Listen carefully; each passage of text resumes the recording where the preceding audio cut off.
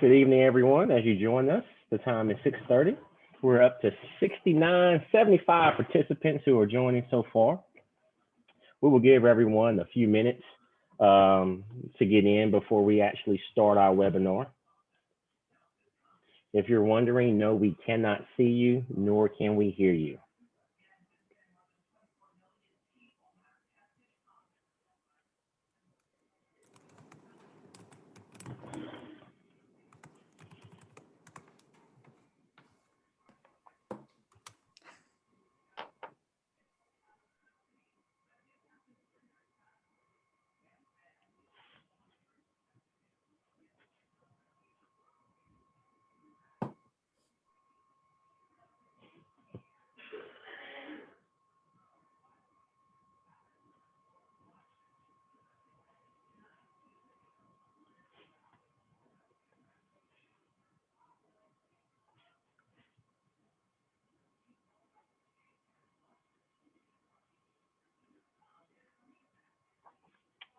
We'll give everyone a few more minutes.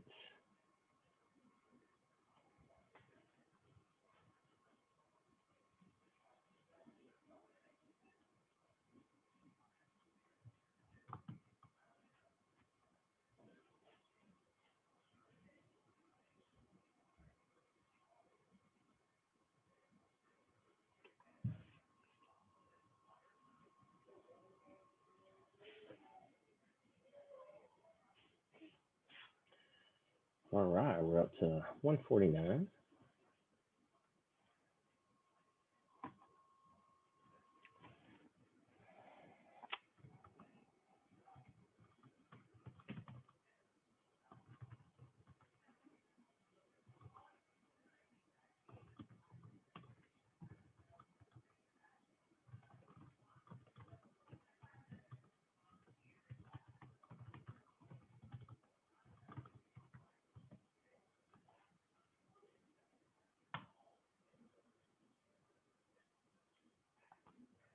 All right, the time is 6:33. We're up to 153. We'll get started with some introductions and welcome everyone here.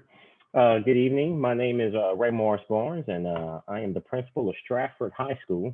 Thank you for taking time to join us this evening for this incoming ninth grade parent meeting to Stratford High School for the 2021-2022 school year. Yes, it does seem quite early to be talking about the 21-22 school year, but this is the time of year where we know families need to start making decisions about where they would like their students to attend high school, because those decisions affect where they potentially may end up 4 years from now as they're preparing to go to college.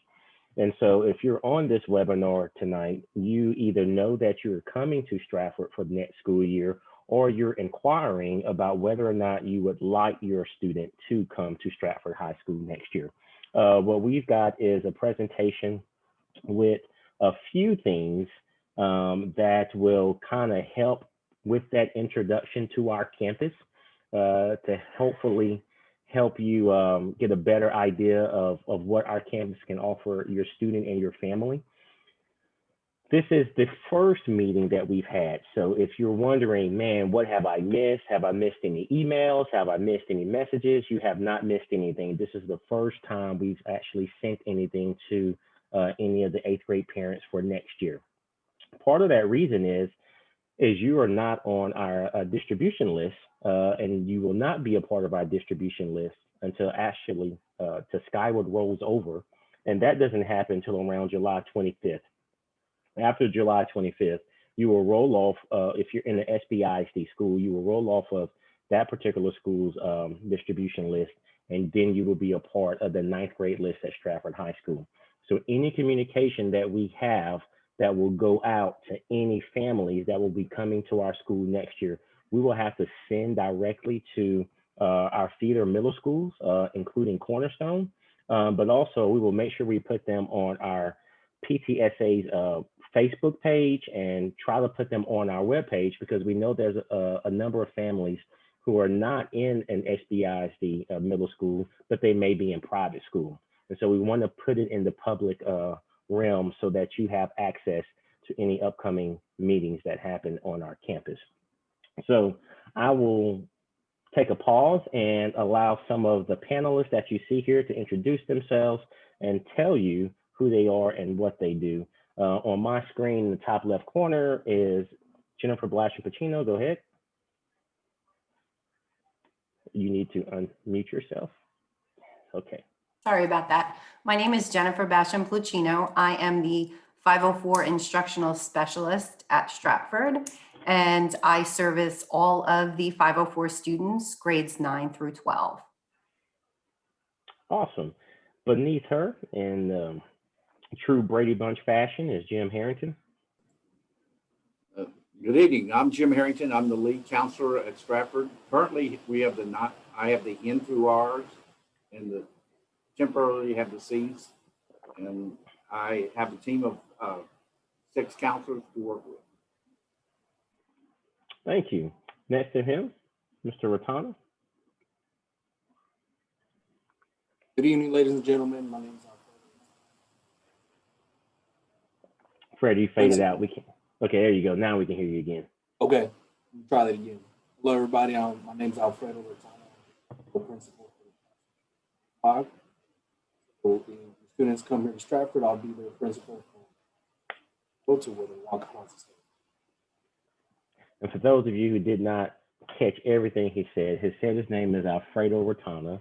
He's the current 12th grade principal, but when your students get to Stratford next year, he will be their 9th grade principal. And he welcomes you all, and he looks forward to meeting you in person when that day comes. Good job, Mr. Ratana. Awesome. Next, Ms. Simpson.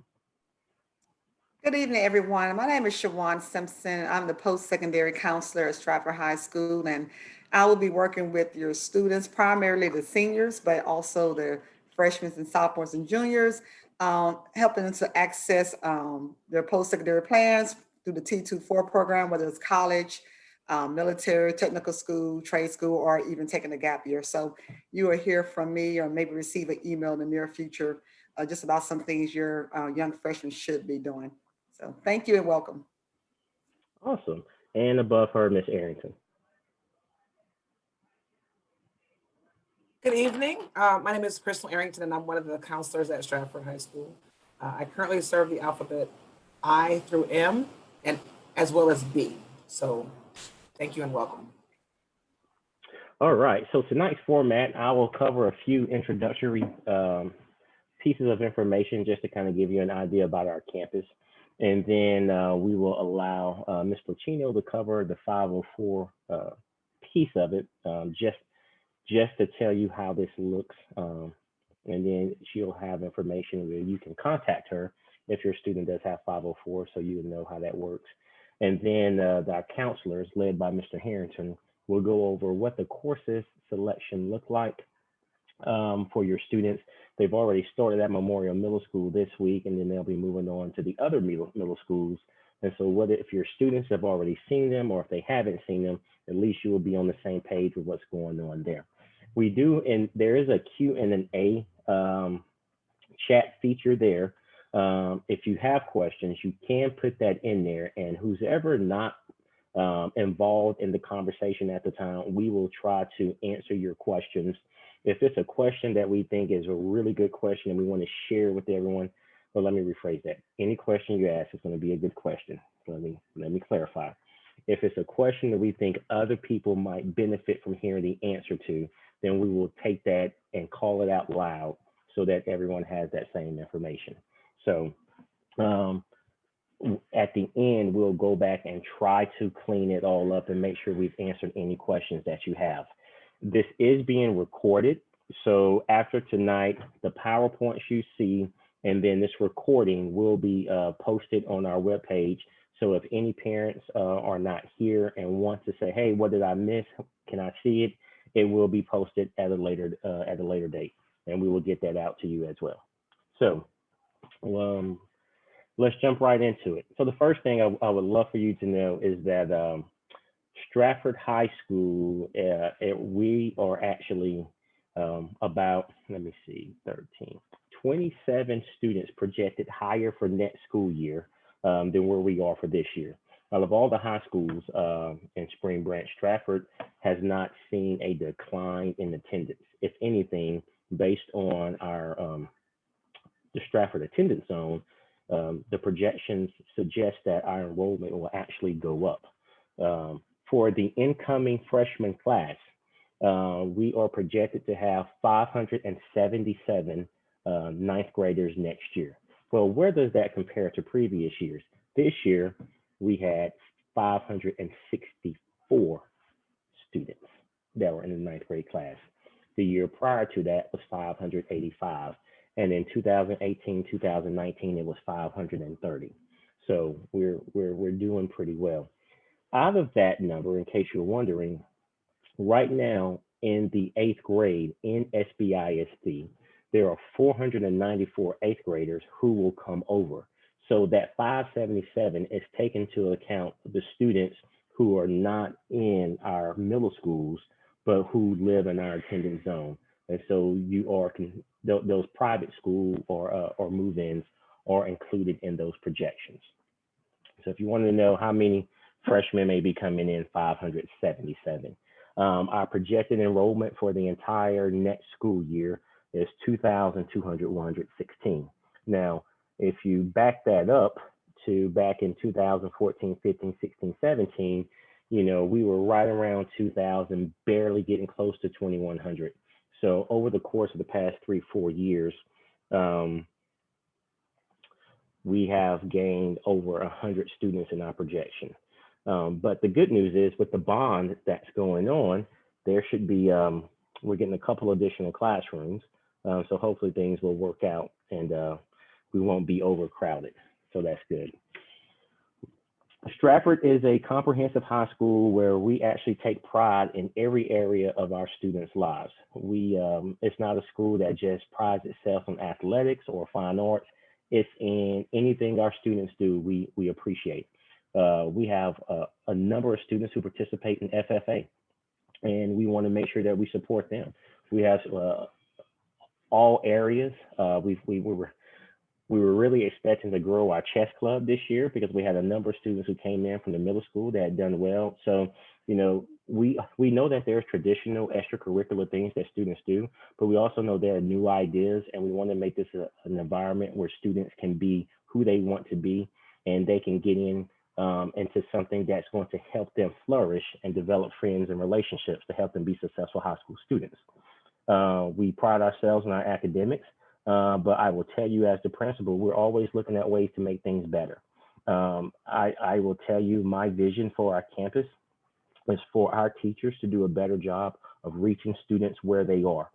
I think for too long in education, not just talking about Stratford in general, we set the bar and say, okay, here's where it is, and students, we have to bring you up to the bar. And sometimes we have to actually get our hands dirty, and we have to go down to where a student may be, and we have to bring them up ourselves. We can't not wait for them to come up, because if they knew how to come up, then they would do it. So I will tell you, the vision of our campus is that we all going to do our part to meet every kid where they are, no matter who they are. Even our higher achievers, you can go higher. So if we're not doing our part, then that's not meeting the expectation of the campus, and it's not meeting the expectation of our parents. And so that is something that we will continue to work on and to improve. Here's something I will share with you just so that you will know this, because it will lead me to my next talking point before I let Ms. Placino begin talking about 504s. If you haven't driven by Stratford High School or gone over and visited Raising Cane's or Chick-fil-A or Panera Bread, if you want to be a little more healthy, there's construction going on. And so the auditorium's torn down. You might have seen the cranes. Well, the students get out May 27th. Teachers' last day is May 28th. Memorial Day is May 31st. And come June 2nd, Stratford High School is going to be completely shut down for the entire summer. And so there will not be any activities going on at Stratford, no camps, no registration, nothing. We will have to set up a satellite campus, and we will do so by moving our campus temporarily, our base of operations, to Spring Forest Middle School, which is right down the street from Stratford. That will allow us to have our athletic, our strength and conditioning camp. We're working with our band director to figure out where we're going to do band camp, Spartner, volleyball, cheer camp. Everything that we typically do, we will do it, but it won't be at Stratford High School. So anyone who wants to register their student will have to actually come over to Spring Forest. There will be signage up, but that is where we will be. I say all this to say is that in one of these, let me see if I can get it for you here. I've talked to our fine arts directors and I talked to our athletic directors and asked them if there's any information that they would like for me to share with everyone this evening. And here's a couple of things for parents, just so you can know as you prepare to go into the spring, into the summer. From Stratford Athletics, you can read right here as it talks about, being typically double blocked into your seasons there. But as you read that PowerPoint, and I'll go to the next one, if there's anything that's going to happen this summer, it will be at Spring Forest in regards to athletics.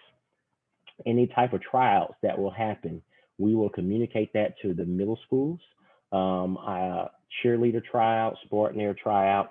I know CC was sharing with me that for the Playhouse, they typically do auditions in May for the next year's production.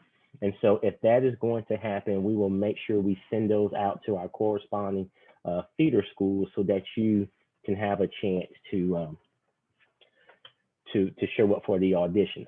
Now, if you are not enrolled in a middle school, in a feeder middle school that actually rolls over to Stratford, then your information will not automatically roll over until you're officially registered. So if you are a private school student, you won't say, hey, when can I get my schedule? Well, that wouldn't happen until you actually do your registration for the next school year. So I know some people are itchy and anxious and say, hey, it's March, can I go ahead and set up stuff? Well, we have to make sure that Skyward is ready to receive you, and then we'd be able to talk about doing schedules at a later date. So the other part here, strength and conditioning camp is open to all sports. I can tell you that they do 7th, 8th, and 9th grade at a specific time frame. The coaches will get that information and they will give it to you. And it is open for all student athletes who want to participate. I can tell you last summer, there were some students who were in strength and conditioning camp who had never played a sport before because they had been in quarantine since March and their parents just wanted them to get out the house. And they said, I don't care. I'm going to pay for you to go up there and run around and sweat just to get you out the house. So you do not necessarily have to be an athlete to participate, because I witnessed it firsthand. There were kids who were forced to go because mom and dad said, you got to get out the house. So keep that in mind. Here's information for some different coaches. A lot of times you hear football, volleyball, because there's two of the first sports that happen, and cross country and tennis, but we have golf, we have tennis, we have swim. And this information, again, this will also be posted on the webpage, so you go back and follow up. Jeffrey.Rankin, he goes by Todd, is our campus athletic director. So even if you don't see the head coach for your sport on the screen, you can contact him and he can get you in contact with that particular person. And then there's also Shawn Simpson, cross country, Jenny Adcock, volleyball. You can tell Jenny I'm actually wearing a volleyball jacket today. So if anyone of you do volleyball, tell her I wore this for the volleyball team. And then Todd Rankin Jeffries for football. And then you got winter sports, Coach Nixon, Coach Green, Coach Wallace, and Coach Walters for soccer. And then you got Coach Humphreys for baseball, Megan Slattery for softball, track and field. And then this is also important. You got cheerleading, Coach Jones, and then the Booster Club. At Stratford, our Booster Club encompasses all of the sports, including cheer. Cheer is a part of the Booster Club too as well. And so it's one Booster Club that supports all of our sports. It's not just a football Booster Club. It's not just a volleyball or soccer or swimming. It is just for the Booster Club. I can also tell you, when we flip over to Fine Arts, that that we have booster clubs for our theater, we have booster clubs for our choir, we have booster clubs for our band. So if there's a club, there's a booster, there's a sponsor somewhere for it. So there's plenty of opportunities for our families to get in and to participate while being here on campus.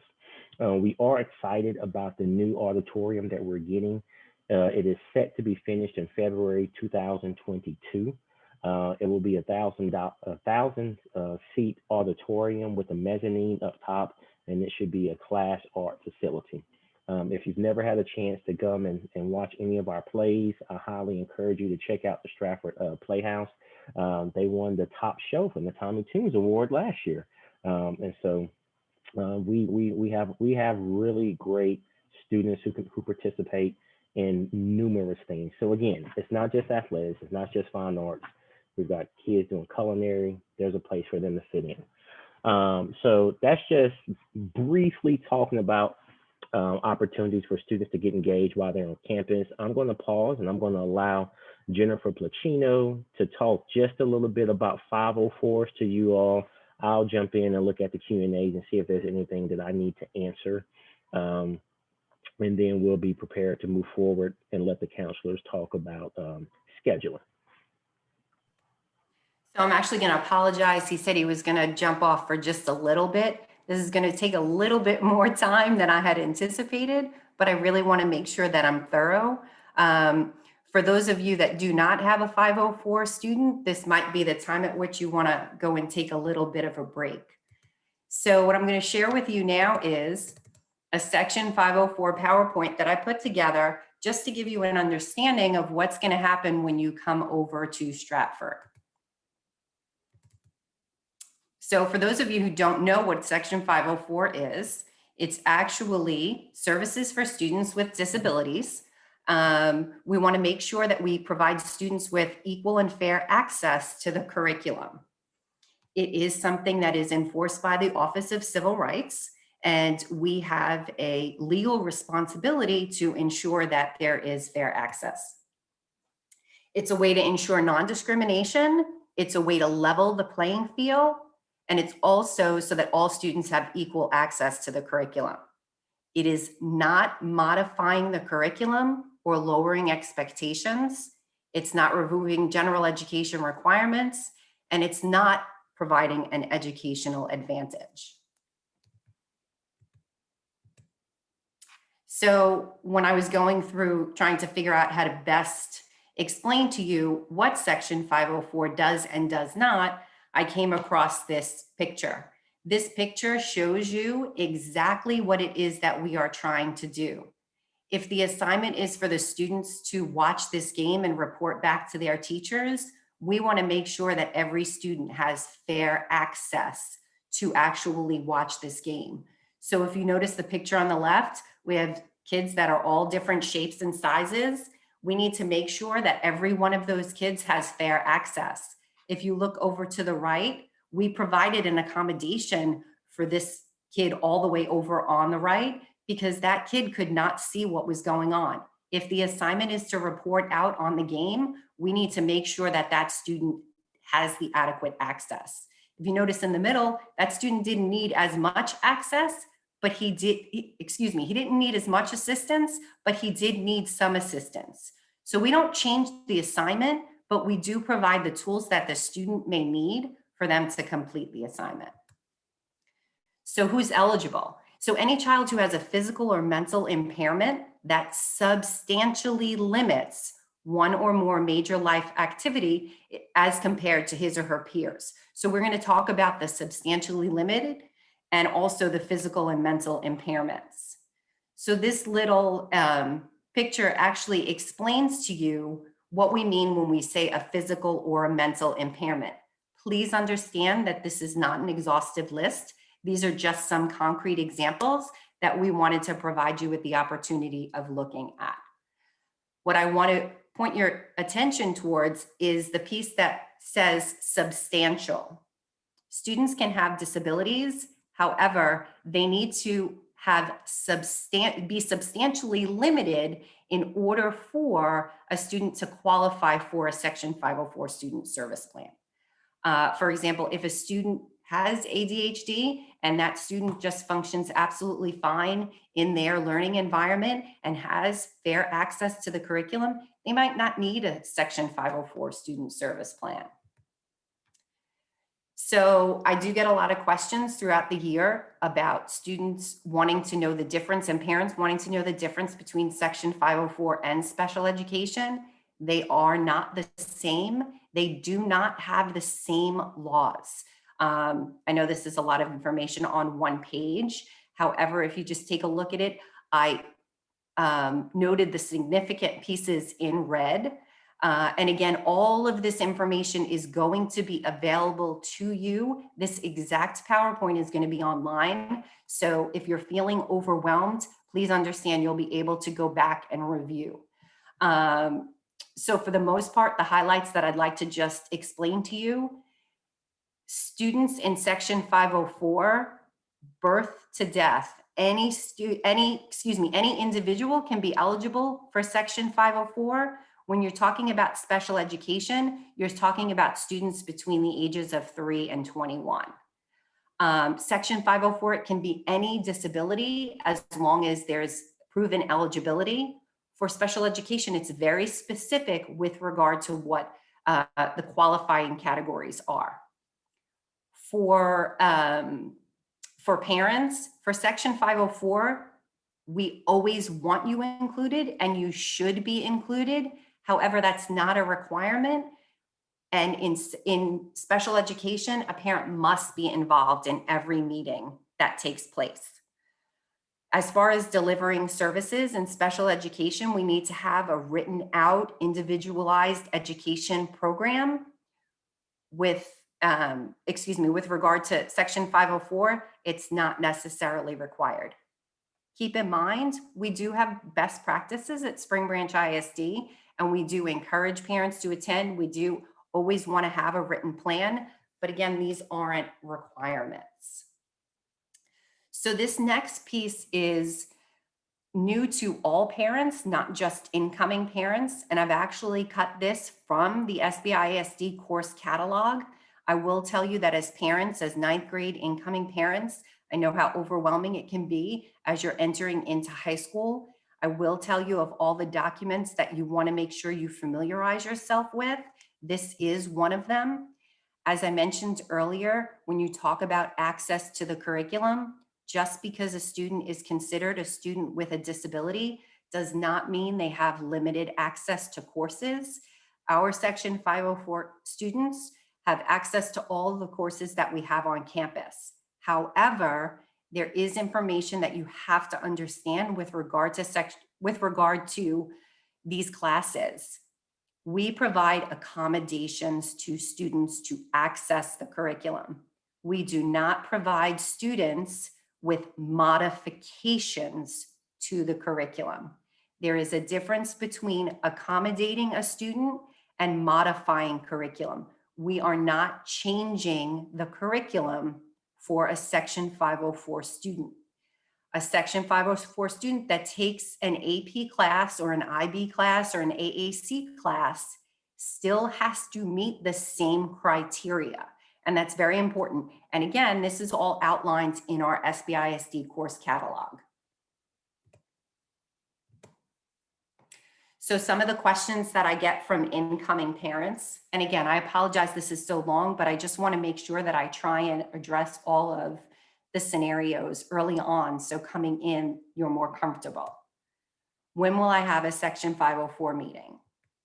So meetings are scheduled in chronological order. Once I get your students' folder from the middle school, I take all of my folders and I put them in chronological order, and I start one day at a time. And I make sure that I schedule the meetings way in advance, and that I try and get to every student as quickly as possible. Will I have a meeting every year? So at Stratford, we traditionally have our meetings in the 9th and the 11th grade. That is not to say that you won't have a meeting perhaps in the 10th or 12th grade, but typically meetings in the 10th or 12th grade are because either you're a new student to SBISD or there is some sort of issue or concern. How do teachers know my student has accommodations? Before your child sets foot into the classroom, they have access to a copy of your student's accommodations. If and when your student changes classes, if for whatever reason they have a program change, they will have access to your student's accommodations. How and when are meetings scheduled? So to ensure we maximize teacher attendance, because I know that you want every teacher there providing input with regard to accommodations, all of our meetings are held Tuesday, Wednesdays, and Thursdays before and after school. Who will be at my meeting? Parents, students, and all teachers listed on your student's schedule are invited to attend. Can my student attend the meeting? Student attendance is encouraged. We always want your student there. Your student can best articulate their needs to teachers at that meeting. It's for sure intimidating a bit in the beginning, but your student is going to be their own best advocate. And our goal in high school is to promote independence and to get that student to a point where they're going to be the ones that walk into the room and say, you know what, this is really what I need. And in order for us to do that, we really need to encourage them to attend our meetings. How long do accommodations last? So typically parents coming in the 9th grade want to know if their 8th grade accommodations carry over. Accommodations remain in place until your next Section 504 committee meeting. Can anyone edit, change, or modify the Section 504 student service plan? I will tell you, I very often get phone calls from parents asking to edit or to change or make a slight modification. Accommodation changes cannot be made without a committee meeting. Once the meeting has been documented, the document is locked. I don't have access. I cannot unlock a document because that would be altering an official document. How are accommodations determined? So the Section 504 committee actually gets together, and based on what the current need for the student to access the curriculum, the same as their non-disabled peers.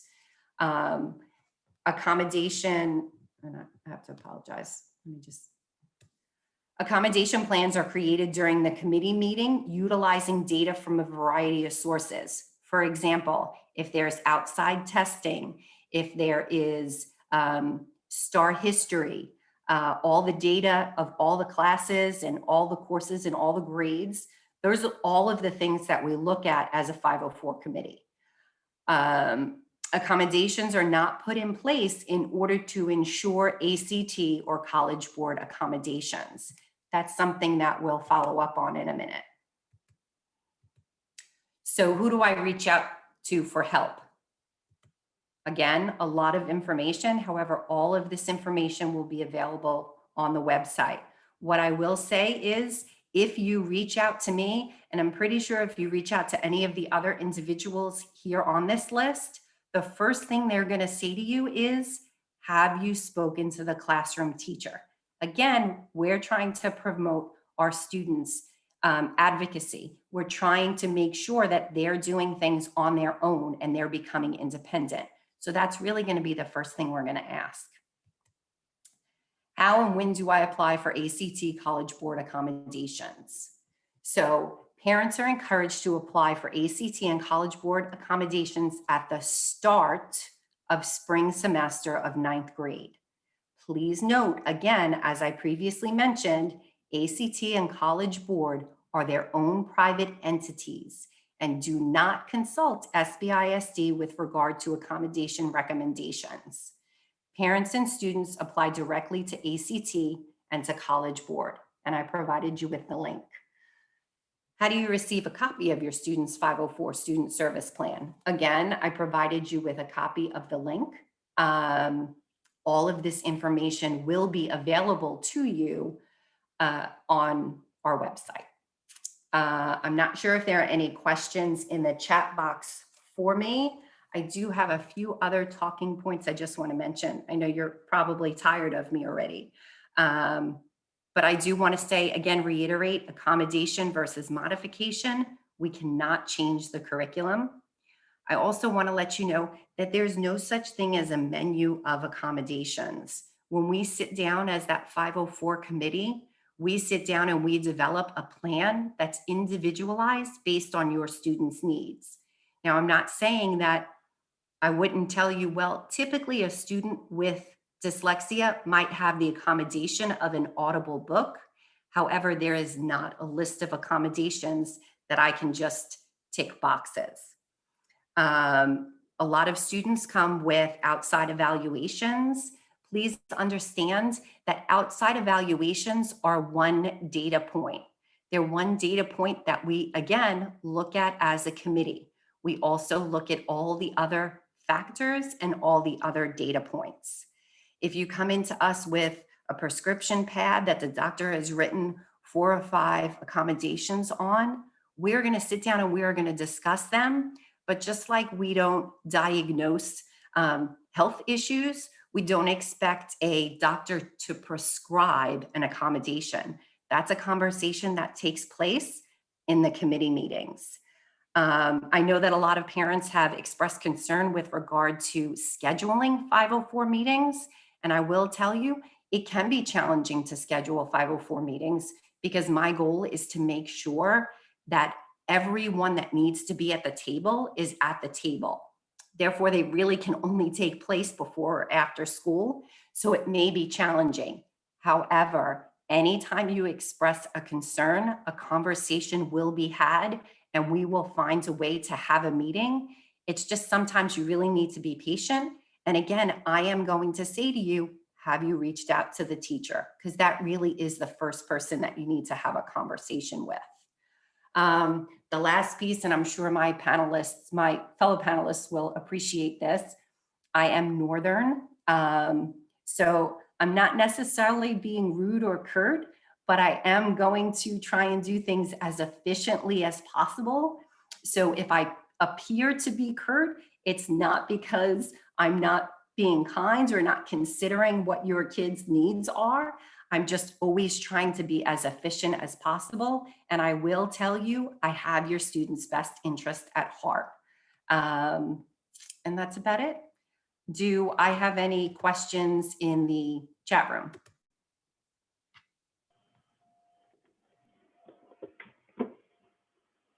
Are you talking, Crystal? Yes, actually you do.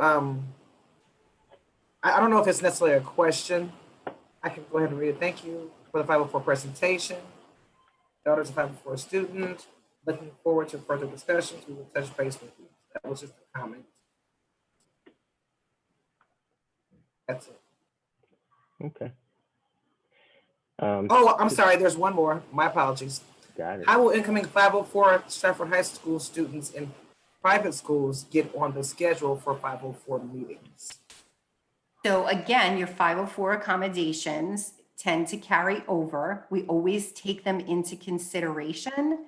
When you register, you need to make sure that you provide the Section 504 paperwork.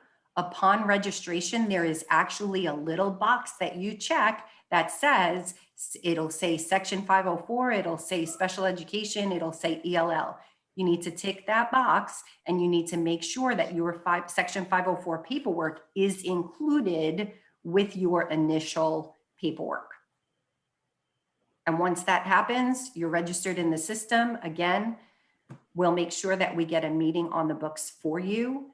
I will tell you that incoming students do take precedent because we want to make sure that we're addressing their needs and we're figuring out where they came from and how they're going to be successful at Stratford. Am I good? I apologize that I took so much time. I will tell you again, all of the information will be available, the PowerPoint in its entirety. And now I'm going to stop talking, so I'll hand it back to the boss. I don't think Springsteen's on here, so I'm not the boss. We do say Miss Puccino, in case you all can't tell, she's from up north. So when she says she's curt, she didn't grow up on sweet tea and bless your heart. So we give her a hard time about that, but we appreciate all she does for our campus and for our students. All right. Um, Participants, if you raise your hand, we can see you raise your hand, but we don't know. There's no way that you can actually speak and say anything. So if there's something that you're asking to say, you actually have to type it in, because I can't even click on you and say, hey, you can talk now. So I see people are raising their hands. Type that into the Q&A, and then we'll have a chance to actually respond to what you're putting into that. Okay, Jim, I saw some people that had questions about their kids' course selections for the past couple of days. Some other people were talking about, is this being offered and whatever. I think y'all are the man and the women of the hour. I'm going to give it to you and let you talk about course selections, and I'll just follow up and clean up any questions that happen after that. Okay, so we have been at Memorial, and we were working with them on their 4-year plans.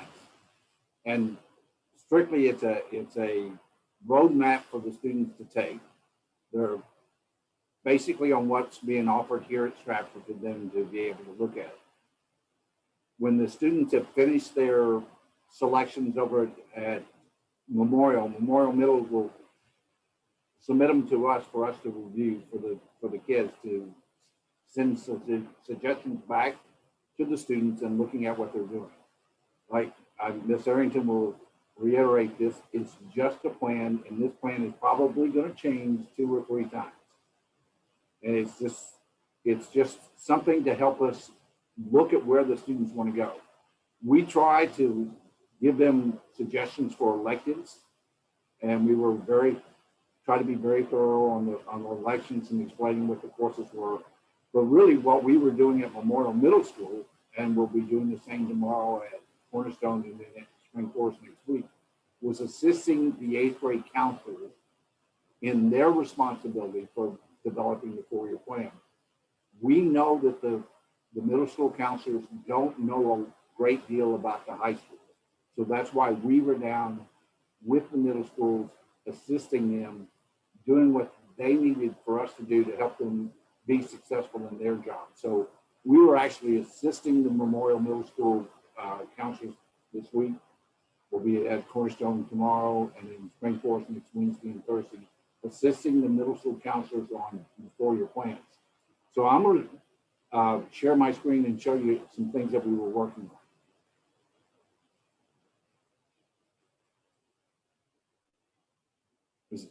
Can you see this, Ray Morris?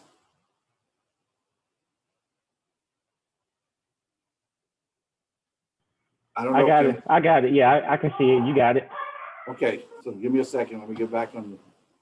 So this is the Stratford Spartans. We pride ourselves on being Spartan pride, and we welcome you to Stratford High School. And we want to give you a definition of what Spartans means. And Spartans are people of great courage and self-discipline.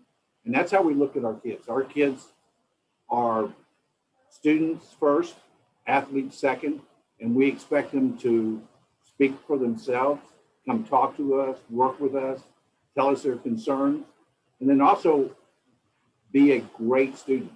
Here at Stratford, we have a great administration. So Mr. Barnes is our building principal. Ms. Metcalf is our associate principal. And then of course, Mr. Rotana is the current 12th grade principal and will be the 9th grade principal next year. Ms. Johnson is the current 11th grade principal. Mr. McCord is the 10th grade. And Mr. Blaze is the 9th grade.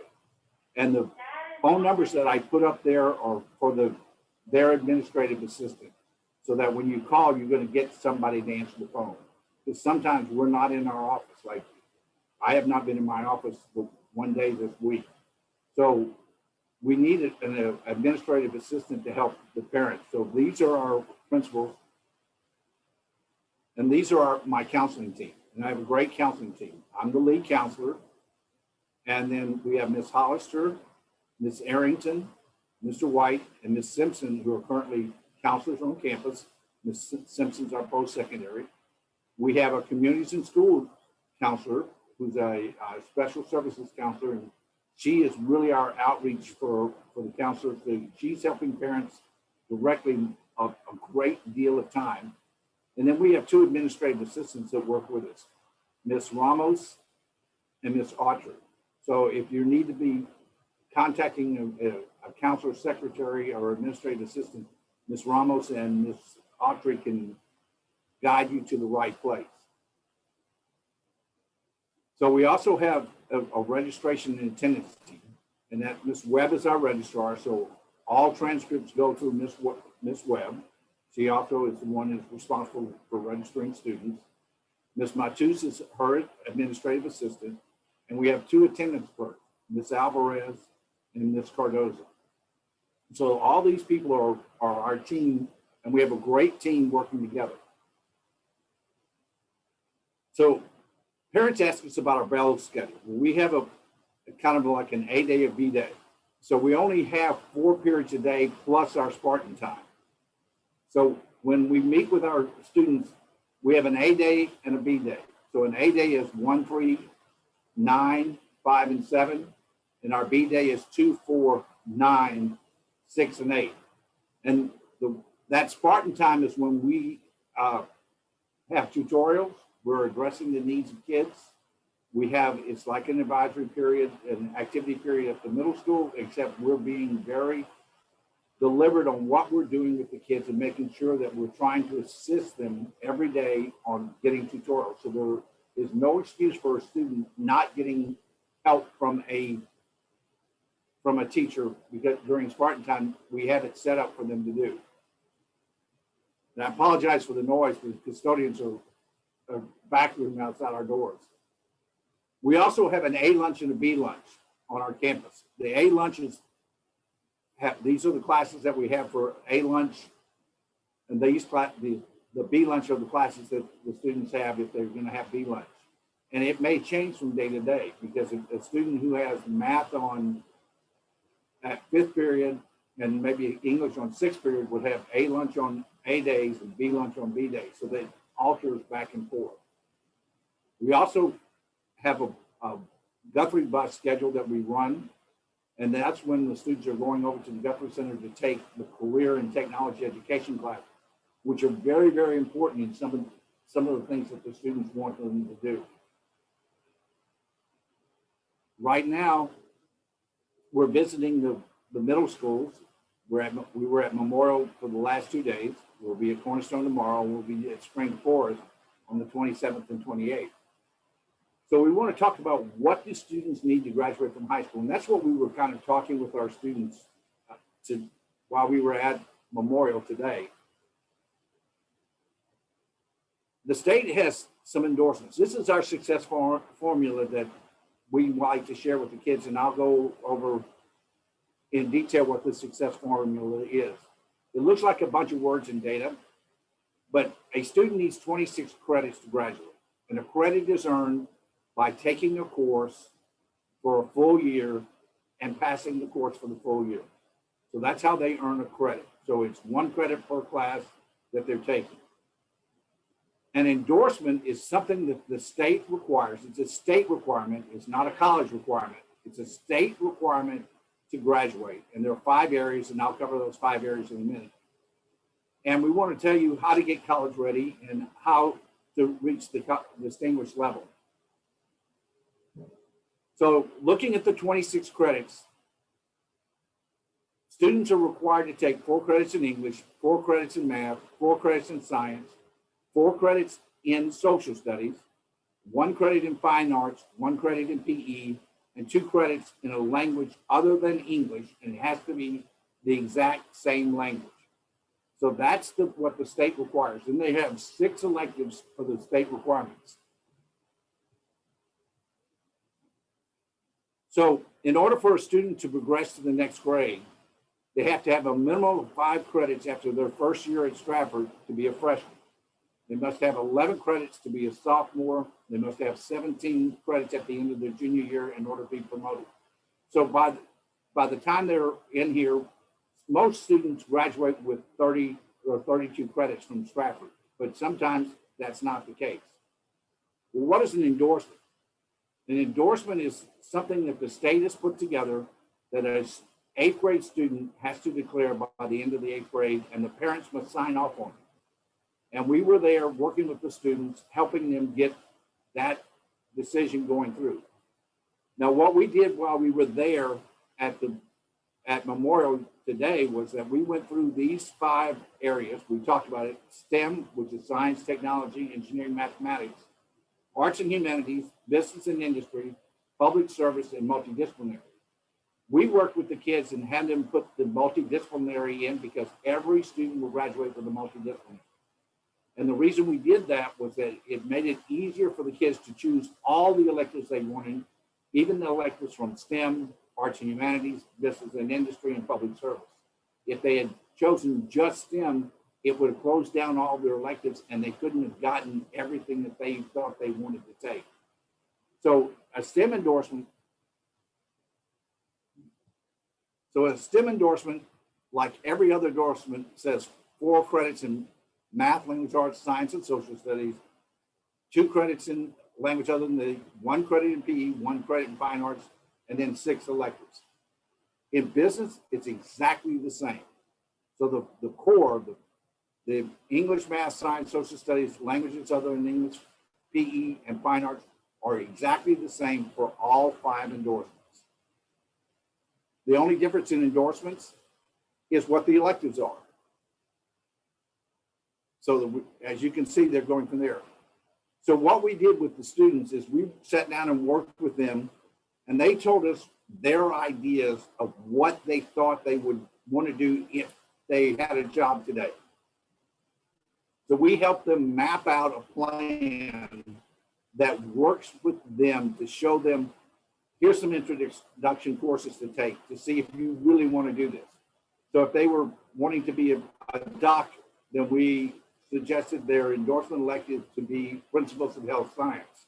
And the reason we wanted to do that is that course kind of gives them an overall introduction into what it looks like to be in health science. And that helps the kids decide after their freshman year, do they really want to stay there? If they decide they want to stay there, then we've helped them make the right choice. But if they say, after their freshman year, they say, hey, I don't like this, I don't want it, I don't care to do this, we're able to change the plan and work and go a different way. The students were choosing things from business. So there were a lot of students who decided that they want to do the business pathway. So they are endorsement electives. We help them choose the right business courses. And there's a sequence of business courses that we suggested to them, which happens to be principles of business, because that's the introduction. And then BIM, which is our business information system. Then they went into accounting and financial math. And as a senior, did accounting and another elective. So they were able to choose and work their way through. And we worked with that, whether they were in fine arts and studying the theater, or they were going to be a teacher. All of those classes started with a principal's class. So we were making sure that freshmen took the 4x4 that they were supposed to do, make sure that they had met their fine arts requirements, they met their PE requirements, they met their foreign language requirements, and then they were able to take electives and work their way through the elective plan. Now, the middle school counselors are going to come back and look over the plan with the students, and then they're going to go into and making sure that they have the right courses for the freshman year, and they're going to take it out of what we worked with them today and the last 2 days. They're going to take that, what they've already put in, and help them fill out the course selection that they'll restart doing. I believe Ms. Boucher said that they're going to do it in February, and so is spring course. So the students have a simple idea of what a plan looks like, and we stress with them all over again is it's just a plan, because it's going to change. You know, I told the kids that, hey, I started out to go to college to be a chemical engineer, because every male I knew, every female I knew in the town I grew up in was a chemical engineer. But when I got to college, I had never taken a class higher than trigonometry in high school. And I went immediately into calculus and failed calculus because I didn't have all the precursors to do that. So that plan changed for me in college, and that's what's going to happen here. We're going to find the students working with a plan that they started, but they're going to change it. And as a freshman next year, we'll be sitting down with them somewhere around this time of the year, talking with them and looking at their plan and asking them where they are how they feel about it. We'll have their first semester grades. We'll know what they're looking at, and we'll help them make the next step along the way. One of the things I want to stress with you is that for a student to be in the top 10%, wanting to be a valedictorian, want to be auto admit in college, you have to go 4x4, which means they have to take 4 years of math, 4 years of science, 4 years of social studies, 4 years of English in high school, and they have to have the accelerated or AP program, the advanced academic courses of the AP program. I saw a question where someone said, well, the next year we're having that world history, world geo AAC class, so they only have to have 3 credits. Not if they're going to be in the top 10. So the next course that they have to take is an AP course in history in order to get that weighted credit. So that as a sophomore, they're going to have to either go into AP World History or AP Human. And then as a junior, they can take AP US History or the dual enrollment. And as a senior, there's options. But every student will be a 4x4 at Stratford, because we're going to try to make sure that every student is college ready. We want to make sure that they are taking the right courses to get them best prepared for high school. So we worked with the students and enjoyed working with them because we got to talk to them. And it was a good experience for us to see the kids before they ever get here. Mr. Harrington, you agree with that part? Yeah. Absolutely. I would absolutely. And the kids were great today. I mean, for us, and you were in another room, but we had a great experience at Memorial. We expect the same thing at Spring Forest. That when we get to Spring Forest, we'll be working with those kids, and they're going to be absolutely great. And they're going to, they asked great questions. They looked at everything, and we told them to take everything home, make sure that they talk with their parents, and look at everything that they do. If there's something they want to change, we did not submit the program. We let the kids fill it in, but they could submit it later once they meet with their counselor. So we did not submit it, but everything was saved in Naviance, and it's sitting there for the students to review. Can I just say something real quick, Mr. Harrington? I think it's very important that we all come to grips with the fact that what we're doing these next couple of days or weeks are simply just blueprint types of activities. This is all very tentative, all subject to change. We just want to get students in the field of being able to understand how to identify what their passion is and kind of navigate the courses as such.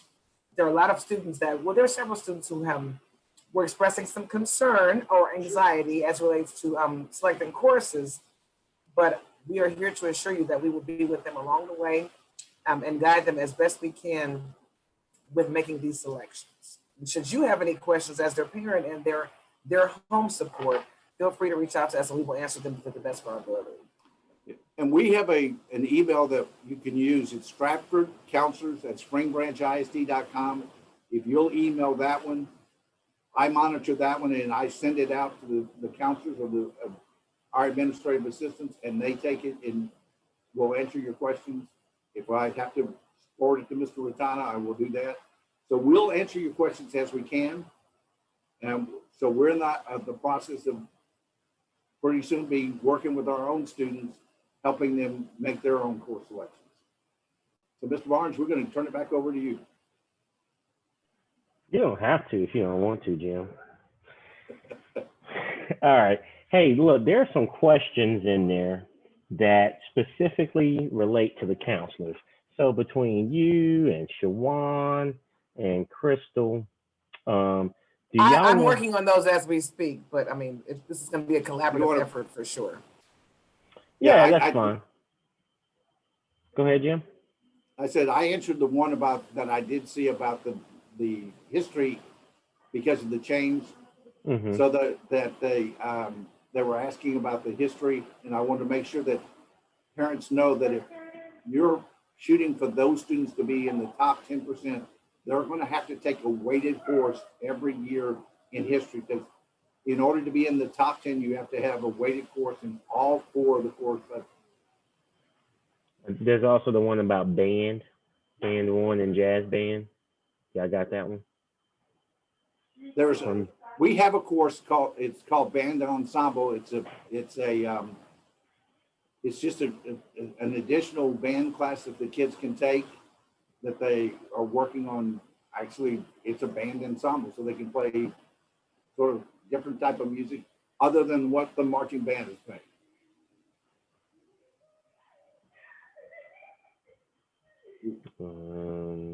What else do we have? Will you be visiting Waste campus? That has not been set up, so we don't know yet because we don't know which students are coming from Waste. Do we typically visit Waste? Do we have to No. get asked? Okay. No, we have never typically visited because we don't ever know which students are actually coming. Here's one, Jim, that came through. You know, we have a number of parents on this webinar tonight students are in private school, and they're trying to understand. They know that electives fill up, and so they want to know what's the earliest they can. And again, I've already told them that Skyward typically allows them probably in May to start registering for the next school year. But if there was a way that they could, have a conversation with the counselor to talk about scheduling things or getting set up so their children don't miss out. Well, Mr. Barnes, one of the misunderstandings about the master schedule is we don't lock in the master schedule to the 1st of August. Sure. So all the parents and all the kids who are registering during the summer or have the same access to all the classes everybody else did. Okay, good. So typically, we've set that. We don't ever set the master schedule, the courses until about August 1st. That's when we make our last run through it, and it makes sure that all the students are scheduled. And if, sometimes classes do fill up, but that's because we don't have another teacher that can teach it. But so it's kind of our catch-22. It's not that they don't have equal access because they have the exact same access so long they're in before August 1st. They'll have the same access to the electives. Got it. Someone asked you, again, either one of you, Shawn or Crystal, can someone talk about computer science instead of taking a foreign language? Or you want to address it or you want me to, Crystal? Okay. So I'm computer actually science, addressing another one, so you can go ahead and take care of that. yeah, computer science can substitute for language other than English. But here's the rub. The rub is, what does that university require for a language other than English? Most universities do not accept computer science as a language other than English.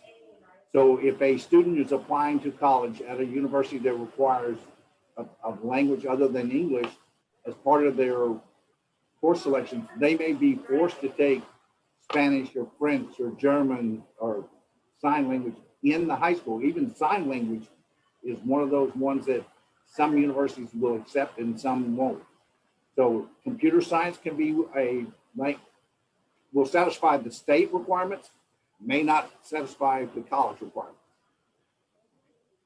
Ms. Simpson, is that what you found out with the kids? No. Well, I haven't really run into that problem yet with the colleges with the foreign language, but I thought that in order for a student to take a computer science, they had to have taken a foreign language first and have done poorly in it in order to have taken the course, unless that has changed. Yeah, in our district, they have the option to take either. But what we do warn kids is that they must check with the university they're thinking about going to see if they will accept it. And most universities are not accepting computer science as a language other than English. So it's one of those catch-22s. It will meet the state requirement for graduation. It may not meet the requirement to get into a college. Right, and that's a good point. And two, also with their athletes in the clearinghouse, they need to make sure all that transfers as well. So. Here's a good question someone has up here. How is course selection going to work for distance learners? Right now, when we were working with our middle schoolers over at Memorial, they were zoomed in with us. So they were online. They had all the material that we had in the classroom, and they were sent the materials. From what I understand from the middle school counselors, the kids will be zooming in with them, and they'll walk them through the course selections just like every other student. So they'll be in the library area or whatever room that they're in, working with the students. They'll be zooming in, and the conversations will go back and forth. We answered a lot of questions from the kids that were on the Zooms that were virtual today. So helping them fill out that game plan. So what I understand, if the middle school is making the choices, the students will be zooming in with their counselor, and they're going to be walking them through putting their course selections in. Good answer. I just responded. Someone says they're going to be a permanent counselor for A through B. And I said, actually A through C. Yes, there will be. We will be posting that. We will be hiring for that position for the next school year. All right. Jim, this question about the world geography, world history, AAC, I see it's been up there a couple of times or 3 times. Did the air get cleared on that? Just to make sure the parents understand that the freshman level class has changed. The pre-AP World Geo and pre-AP World History will no longer exist. Correct. So let's make sure that everybody understands that. So the freshman year class will be World Geo, World History, AAC, which is pre-AP, but since we're not using the term pre-AP, nor are we going to buy the College Board curriculum at a ridiculous price just so we can have the pre-AP name, we changed the name to Advanced Academic Course. So the students are going to be taking World Geo, World History together as a course that's an AAC, which is the weighted course. Then their next choice is a AP course, either AP World History or AP World History or AP Human Geography. So those are the 2 classes they can take as a sophomore if they're wanting to take a weighted course. And here's the difference that when we were talking with kids to stress with them. If they were a good fact person, if they remembered facts, then AP Human would be a better subject. If they were a better writer, AP World was a better choice. And most of the students chose their AP course. If they were taking the weighted courses, they chose AP World or AP Human based on those issues. And then, of course, as a junior, they're going to be taking AP US History or the US History DE going through. So there is a weighted course now in the sophomore area, but it is now a AP course. So there are some pre-AP courses that no longer exist. Pre-AP Physics no longer exists. Pre-AP Spanish 4, that course doesn't exist. So there are some courses that went away that were never part of the state pre-AP list, and we've made our modifications to work our way through it. All right. Someone asked a question. I can answer this. Is there a drop period for classes at the beginning of the year? Yes, there is, but I want to warn you, if you choose to drop, I can't promise you're going to get your choice of what to go into next, because as we just mentioned, classes get filled. So we ask students and families to make the best decisions that they can for the time being, but there is a window to drop a course, but you are subject to what is available at that time. So choose carefully. And just to piggyback on you, a student who drops a pre-AP or advanced academic course will go to a grade level equivalent. If they're in an AP course that does not have a grade level equivalent, they are there for the entire semester, because there is not a drop down for them to go to. All right.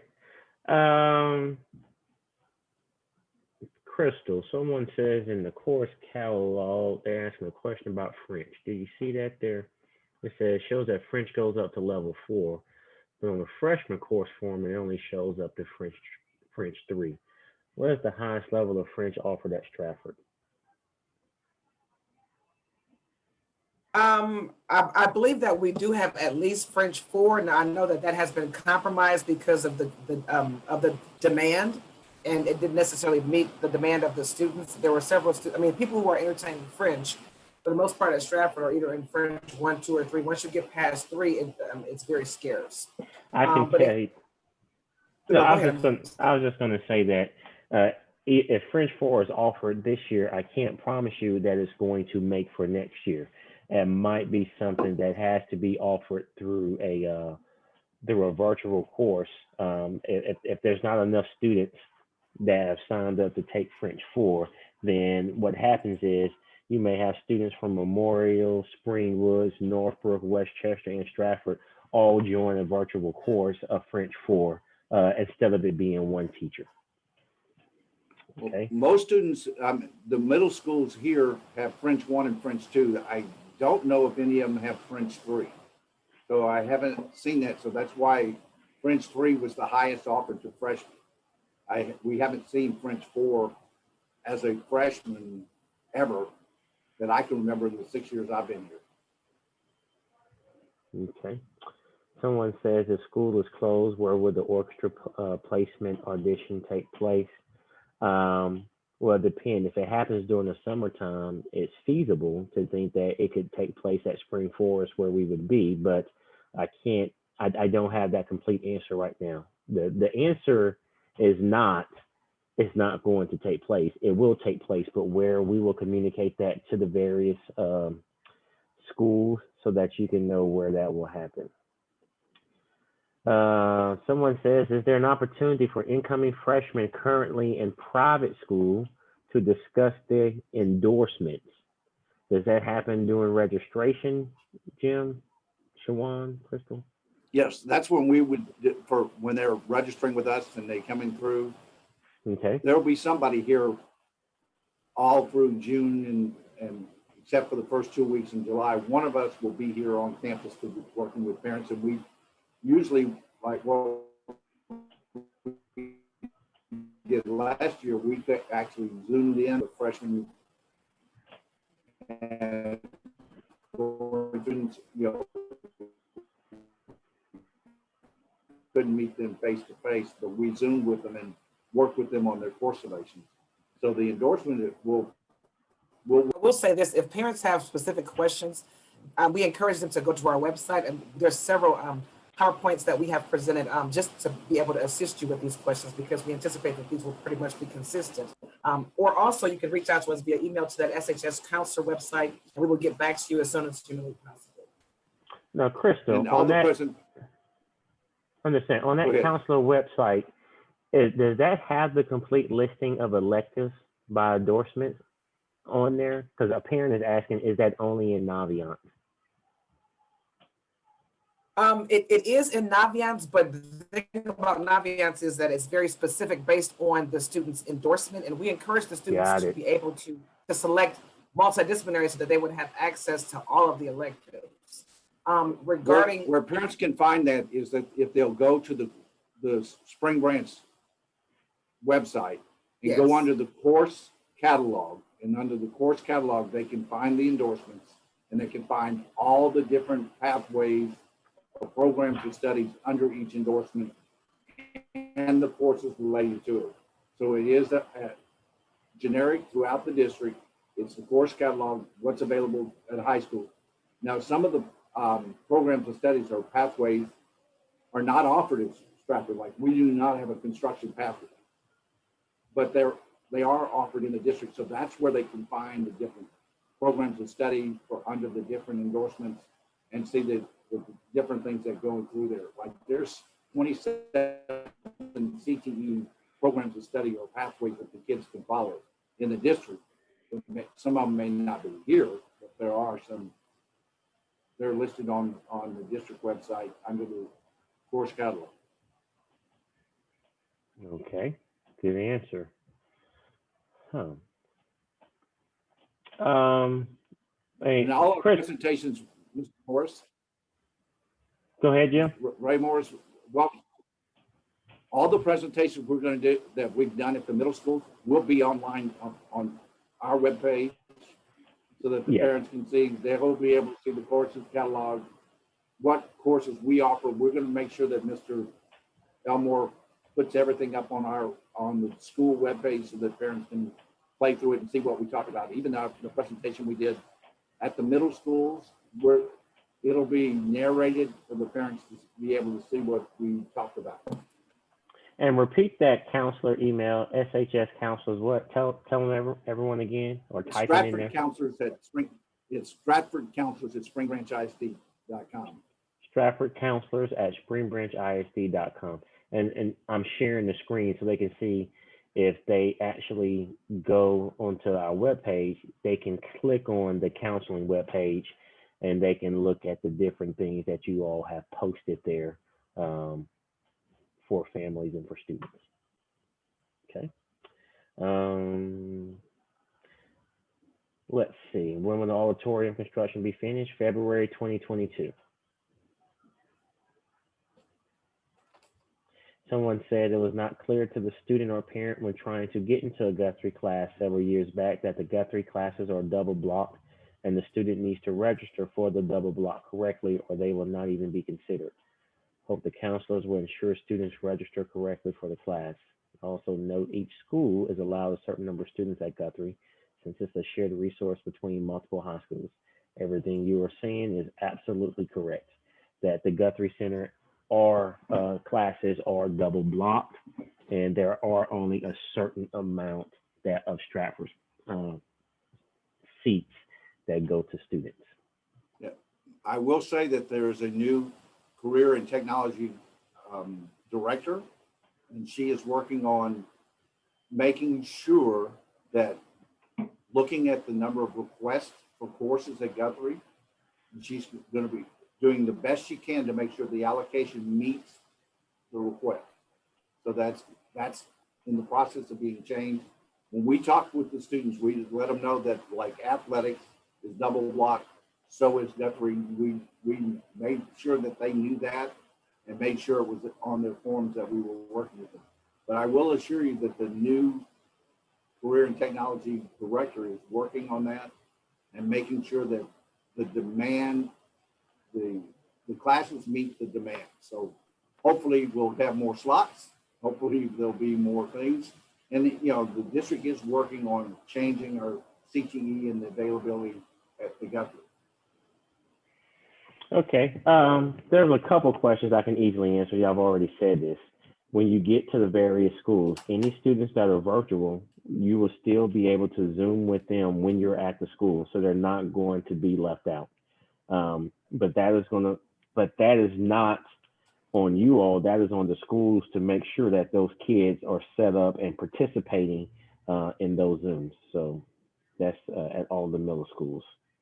Yeah, and there were kids Zoom the last 2 days with us. They were asking us questions, and we had somebody monitoring the Zoom to make sure we could answer the question. Okay, a few more, and then what will happen is we will pull all of these questions out and answer them on paper, and then we'll be able to post those. So any questions that did not get answered live, we can still answer, and we'll have this whole tab for incoming ninth grade parent meeting. You'll have the recording, you'll have the PowerPoints, you'll have the questions and the answers, and you can get to those. Someone asked, when can people register for summer school? When? Actually, we wait for the director from the district in order to when summer school registration will start. We anticipate that that's probably going to be within the next couple of months or so. This is January. Late April is when we first get our information about summer school. Yes. Okay.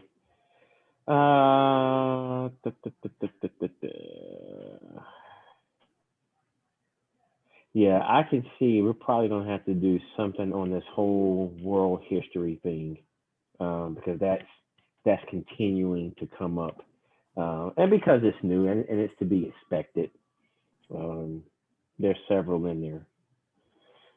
Looks like here's another reoccurring thing. What's the final date that parents need to know for their kids to make their choices? Well, when we're doing course verifications, the first set of the course selection process will happen early February for the middle school. Both middle schools plan to do it the first week in February. Then about right after the week after spring break, we'll send out the first course verification to parents, and we'll put it into Skyward. So we'll upload it into Skyward. It'll be a course verification form, and we'll notify parents that the notification is there for them to look at. What they'll do from there is email us to let us know that what classes do they want to change on their schedule. And we try to work those changes into the schedule immediately. Then about mid-April, we'll send them a second verification showing them the changes and making sure, and we'll upload it back into Skyward for the parents to see, to make sure that they see that. Everything is uploaded under the portfolio, and a parent can see that if, so long they log into Skyward or Family Access using a computer, they'll be able to see the files. And then the last time we uploaded is late May, and we have till June 15th to have all the courses changed, because after 15th, we'll not make the changes.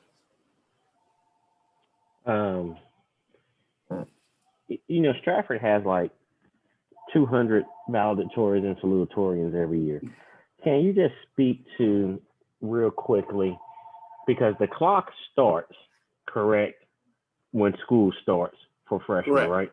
All right. Correct. And so when people are trying to decide like which kind of courses to take to make sure that they're included, can you just kind of clarify for families right now so that they're aware of what that looks like? So for a student to be considered to be a valedictorian, they must take weighted courses in language arts, math, science, and social studies all 4 years in high school. So that question that parents are having about, can I only take 3 years of social studies? That's why we're saying, no, it's 4 years.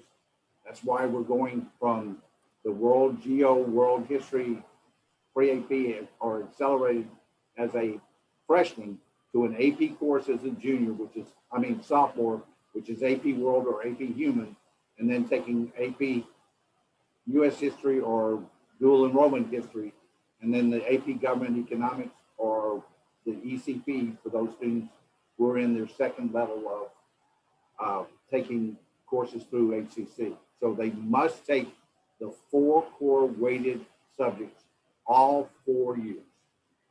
Now, but clarify, Mr. Harrington, let me play devil's advocate. My kid made an 88 the first semester, but they made a 96 the second semester. So am I still in the running so it's not the overall? It's not the yearly average. It's every semester they must be a straight A student in the 4 core subjects in the weighted area to be evaluated. They must have an A in every other class. And that is why we strongly encourage them to do the all 4 years of the history, as opposed to just doing 3 as the state would recommend. Because if a student decides that they're only going to take 3, they took themselves out of the running to be evaluated. This is true. So cannot be anywhere in their academic area in order for them to be evaluated during the Stratford. Because usually we have about 45 to 50 that have perfect A's all the way through. All right. We are going to, on our Stratford webpage, there will be a link, and it will say incoming 9th grade webinar. And then that one link will take you to the multiple different things. So we will package all that up together. But I've got to allow our panelists to get to their families because we got to go to school tomorrow. We got work to do. So I'll give us a chance to just wrap this up. I do want to let you all know, last year, when we went out with in March and we did not return due to the coronavirus, that prohibited us from being able to have a rush this past year. And what rush is an opportunity where we bring in the freshmen, they come in, they get books, they tour the school, they kind of see, the campus, kind of like a freshman orientation type deal. And so our incoming students didn't have that this year. It is my belief and goal that we will be able to offer that next year. But it wouldn't just be just for the incoming ninth graders, because there are going to be some kids who haven't had that opportunity this past year. And so in my mind, because I like to plan big, I'm actually thinking of a bigger, almost kind of like welcome back, like finally parents and students can come in together. So we're looking to welcome all of our families back.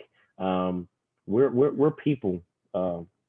We're face-to-face people. We like to greet. We'll respect you, and we may not shake as many hands, out of respect for the virus, but we'll elbow, fist bump, shake hands, high five, air mail it, whatever you want to do. But we believe in bringing back that spirit of Stratford High School. And one thing that I want you to hear from me and understand that if you don't think that this is the best high school, then I'm disappointed. And I say that, and I believe that, and I live that in every moment, that this is not just a job. This is what we do. This is what we live. And so everything about what we want to do, we believe in excellence. And if it's not the best, we're not going to settle on it just being good enough. I want it to be the best. I want our students to have the best. I want them to have the best facilities. I want them to have the best teachers. I want them to be proud to be a Stratford Spartan. And I believe all of that pride starts now, getting excited, getting to know who these teachers are going to be, getting involved in the program. We're already talking about all this extra Spartan gear that we can start selling in May, so kids can be excited. So go ahead and get your pocketbooks ready, because the kids are going to want to get S's on their chest so they can get rid of the middle school stuff. They're going to want to feel that. We are going to make sure that the spirit of Stratford is strong for this incoming class. So be on the lookout for opportunities to come to campus with permission when things change. And tonight is not the end of us being available to answer any questions that you have. You can send us emails. I used to say just stop by and see us, but you just can't stop by right now. But we will be available. We'll make this happen. We want you to feel welcome, and we want you to feel comfortable knowing the classes that your students are selecting, and we want you to feel comfortable about the experience they'll have when they get to Stratford High School. With that, I really want to thank you panelists. Thank you, Ms. Simpson, for being on here. Thank you, Ms. Harrington. Mr. Ratana, I know you're the 12th grade principal, but you're getting prepared for the 9th graders for next year. Ms. Pacino, I know that was a lot of information, but a lot of our parents had a lot of questions. I think you answered a lot of those already. So thank you for being there. And Jim Harrington, as always, thank you for the wealth of knowledge you bring to the team to answer. And we believe in customer service. So with that being said, again, if we did not answer your question, we're going to pull all those down. So we're going to take time to answer them, and then we will reach out, give us some time to kind of pull through it. And once it's posted, I'll also share this with Ms. Purdy, with Ms. Green, and with Mr. George, so that they can let the families know that it will be on the website. And again, our PTSA will put it on their Facebook page, and we'll put it in our Spartan Scoop. So even if you don't have a student in the middle schools now, we'll put it in the public domain so that you can find it. Again, my name is Mr. Barnes. I appreciate you all being here. Thank you for giving us a chance. We hope we met your expectations tonight. And if we fell short of that, give us a chance to meet it down the road. So be safe, and thank you, everyone. Have a good evening.